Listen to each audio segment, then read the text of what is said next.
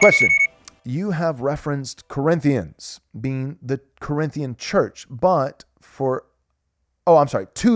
you've referenced that Paul's letter, 1st and 2nd Corinthians, is to the Corinthian church, but for us. That makes complete sense. Thank you, Darren. I feel like it makes a lot of sense too. How would you then apply this exegetical principle to head coverings?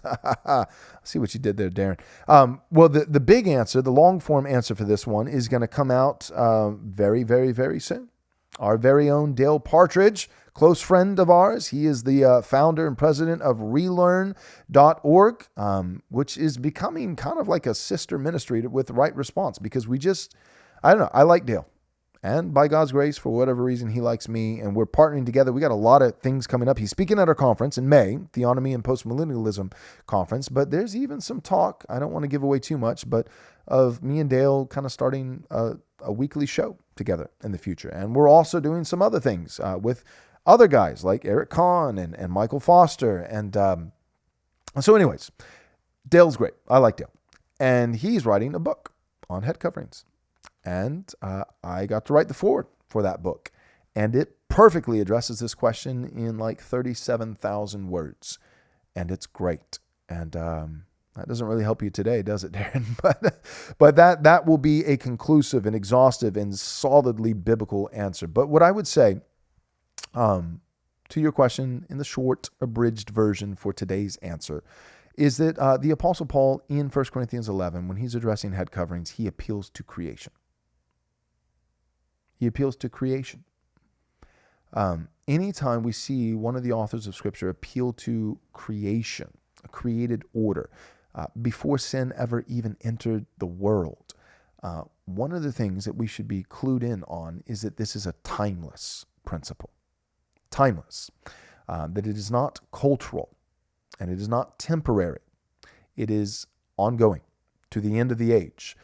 So when Paul talks about why a woman should cover her head, he argues from creation. Adam was formed first, then Eve. That woman was made from man, right? Adam's made from the dust of the ground. Woman is made from man. God could have made both Adam and Eve from the dust of the ground at the same time. He doesn't. It's not a coincidence. It is intentional. Everything that God does is not arbitrary, but intentional, with reason, with purpose, and therefore authoritative. What God does in nature, not just what he speaks in his spoken word, but also what we see in the natural word, in natural revelation, what God has created, it is authoritative. It comes with intentionality and it is authoritative. God does not make Adam and Eve at the same time. He makes Adam first, Eve second. And he does not make them from the same substance, both from the dust of the ground. He makes Adam from the dust of the ground. Eve is made from man and for man. They are partners in a sense, and yet at the very same time, Adam is not the mutual helpmate of Eve. They are not mutual helpmates. Adam is head, and Eve is Adam's helpmate, not the other way around. They are companions, they are partners, they are co-heirs of grace, equal image bearers, right? God made man in his image, male and female, two parts of man, both in his image. So both man and woman equally bear the image of God, but they do not equally bear the glory of God. And there is a difference. And that's another thing that 1 Corinthians 11 gets into, is talking about glory, covering and veiling glory. The woman's hair is the glory of God? No, the glory of woman. And woman is the glory of God? No, the glory of man. And man is the glory of God? Yes, man is the glory of Christ, the glory of God. So man and woman bear equally God's image, but man exclusively bears God's glory. He reflects God's glory. Woman reflects the glory of man, and her hair reflects the glory of woman. So there's an argument of tiers of glories, that God's glory.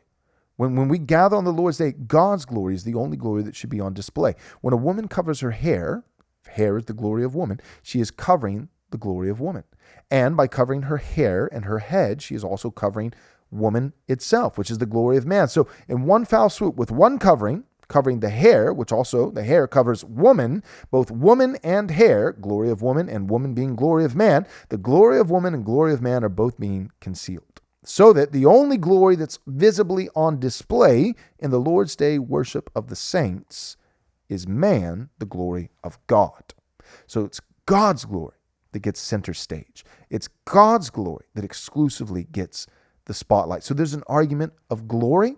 There's an argument of created order. Adam and Eve, Adam made first, woman made from man, after man, from man and for man. So that's a creation argument before sin ever even entered the world. Then there's an argument from angels even.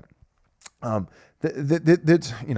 you'll have to read Dale's book for this. He does an excellent job of getting into the angels and their perspective. So you've got an argument from creation. You've got an argument from angels. You've got an argument from glories, corresponding tiers of glory. And then Paul wraps it all up and says, if anybody wants to be contentious about this practice, or if anybody wants to be contentious about this, we have no such practice in the church, right? We have no such practice. The practice of head coverings. We don't have the practice of head coverings in the church, right? No. That is, people try to, liberal feminists will interpret it that way. And you'll say, well, I interpret it that way. Well, you might be a liberal feminist, but no, the way the practice that Paul said, we have no such practice in the church. The practice is not the practice of head covering. The practice is the practice of being contentious, arguing with the Apostle Paul about head coverings. And Paul explicitly says this isn't just in Corinth. This is in all the churches. In all the churches. So we know that it wasn't geographically limited, and we also know that it wasn't historically limited. So it's not just for Corinth, and it's not just for the first century. It is for all places in all times. Why? Because it has a root in the created order. And here's the problem. If you go with that hermeneutic, because some people do, they'll say, oh, well, this was something unique with, there was a unique form of temple prostitution, and Dale hits that argument too in his book. It's fantastic. And talks about how that, ironically, that it's, well, I'll try not to give too many spoilers, but he dismantles the argument of the whole, this was a unique type of temple prostitution in Corinth, and that's why, women had to cover their heads because of lewd practices with temple. No, that's wrong. But I will say this. The same hermeneutic that you would use to say that this is just for Corinth and just for that time. If that's the case, if we're going to do that, and we're going to be consistent and not hypocrites, then we should have no problem with Beth Moore preaching on a Sunday morning from the pulpit. Because the created order argument that Paul hinges head coverings in 1 Corinthians 11 is the same created order argument that he makes in 1 Timothy chapter 2. For why a woman should not teach or have authority over a man. For woman, it was not woman who was formed first, but the man, right? And it was not the man who was deceived and became a sinner, but the woman who was deceived. Like, it's the same kind of argument. It's an argument from created order. It's an argument from order of fall, the order of the fall, that woman was first deceived, that man sinned with his eyes wide open. It was deliberate. If anything, it makes him even more morally culpable that Adam sinned knowingly. Right? So that's not to absolve Adam of guilt, but Adam is not as capable as Eve in being deceived. In general, and I do believe this, I believe the Bible teaches it, in general, women are more susceptible, more vulnerable to deception, including doctrinal deception. It is women who are often weak-willed women, the New Testament authors say, that were led astray by certain false teachers. So, all that being said, it's the same hermeneutic arguments for a woman not preaching as a woman covering her head. 1 Timothy chapter 2, verses 9 through 15, and 1 Corinthians chapter 11. So we don't want to go that route. We don't want to go that route. One, because it's not faithful. And two, because if we go that route, then we have to sit underneath Beth Moore's preaching, and that would be a tragedy.